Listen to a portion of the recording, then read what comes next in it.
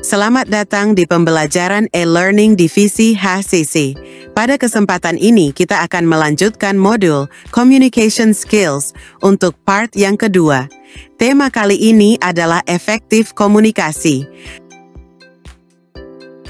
Komunikasi yang efektif bermakna dapat dijabarkan sebagai berikut. 1. Mencapai sasaran yang diinginkan, berdampak menyenangkan, bersifat aktual dan nyata. 2. Komunikasi efektif akan terjadi bila terdapat aliran informasi dua arah antara komunikator dan komunikan, dan informasi tersebut sama-sama direspon sesuai dengan harapan keduanya. Apa fungsi dari communication skills? Pertama, sebagai fungsi komunikasi, yaitu menyampaikan pesan, ide atau informasi kepada pihak lain untuk tujuan tertentu. Kedua, sebagai fungsi ekspresi, yaitu wujud ungkapan perasaan atau pikiran komunikator atas apa yang dia pahami dan dirasakan terhadap yang lain. Ketiga, sebagai fungsi kontrol, yaitu menghindari terjadinya sesuatu yang tidak diinginkan dengan memberi pesan berupa perintah, peringatan, penilaian, dan sebagainya. Keempat, sebagai fungsi sosial, yaitu sebagai media yang baik dalam berinteraksi antara seseorang dengan orang lain. Kelima, sebagai fungsi ekonomi, yaitu sebagai media dalam proses pemenuhan kebutuhan masing-masing individu. Aspek-aspek komunikasi efektif. 1. Clarity atau kejelasan. Bahasa maupun informasi yang diberikan harus jelas. Kedua, accuracy atau ketepatan. Informasi yang diberikan harus memiliki tingkat akurasi yang tinggi dan tidak sebatas kabar burung atau gosip. Ketiga, konteks. Penggunaan konteks informasi yang harus jelas dan benar sesuai kondisi. Keempat, flow atau alur.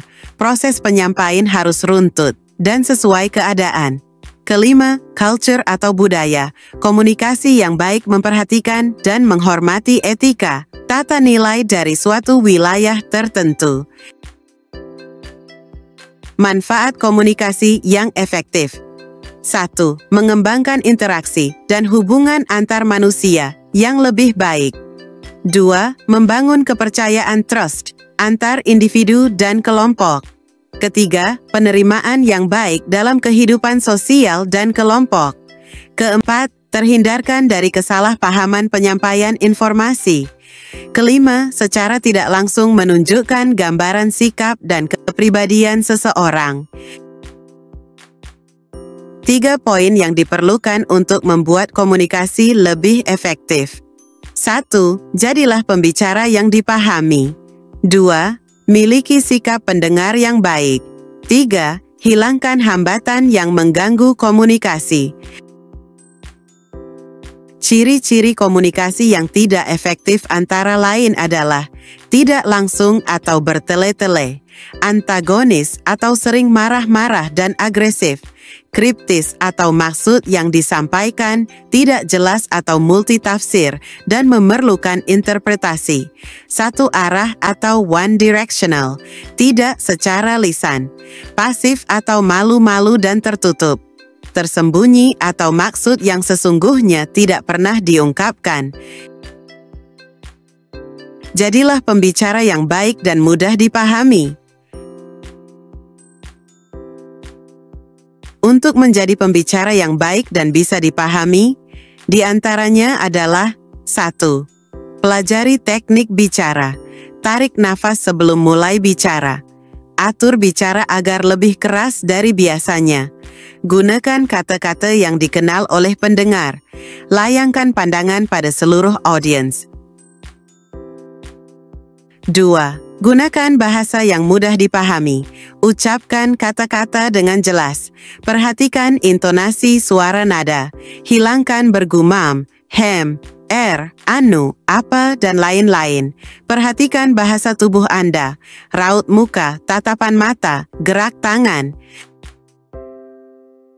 3. Perhatikan kondisi, lingkungan, dan lawan bicara. Hindari pembicaraan penting. Ketika lawan bicara Anda tidak siap, lelah, kurang konsentrasi, atau terlalu emosi. Atur jarak dengan lawan bicara untuk menyesuaikan intonasi dan irama. Beri jeda lawan bicara Anda untuk memahami maksud yang disampaikan. Jadilah pendengar yang baik.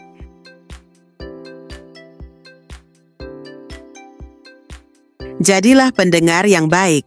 Untuk menjadi pendengar yang baik, ada beberapa kiat di bawah ini.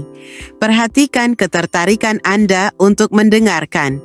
Atur jarak aman agar nyaman dalam percakapan. Hindari menjeda saat pembicara berlangsung. Kurangi berdebat untuk perkara yang tidak penting. Ajukan pertanyaan dengan baik bila dirasa ada yang janggal atau belum paham. Konfirmasi, catat, dan simpulkan untuk percakapan tertentu yang dirasa sebagai poin pembicaraan.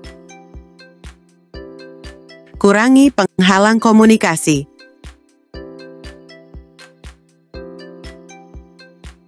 Kurangi penghalang komunikasi. Ada beberapa faktor yang menghalangi komunikasi. Beberapa di antaranya adalah 1. Faktor alat komunikasi. Faktor manusia, seperti stereotypes, fixed beliefs, poor attitude, lack of attention and interest, dan lack of fact. 3. Faktor situasi, emosi, faktor lingkungan. 1. Stereotype adalah keyakinan kita mengenai kelompok-kelompok individu berdasarkan pendapat, persepsi, dan sikap yang dibentuk sebelumnya. Contoh, orang Batak kasar, orang Padang pelit, dan lain-lain. 2. Fixed beliefs adalah kepercayaan yang mengakar lama dan sulit untuk diubah. 3. Poor attitude adalah kepribadian yang buruk. 4. Lack of attention and interest adalah kurangnya perhatian dan minat. Kelima, lack of fact adalah kurangnya pengetahuan dan informasi. Ini adalah suatu ilustrasi dari penghalang komunikasi, di mana pesan dari pengirim mengalami kendala hingga terjadi bias atau salah informasi ketika sampai ke penerima.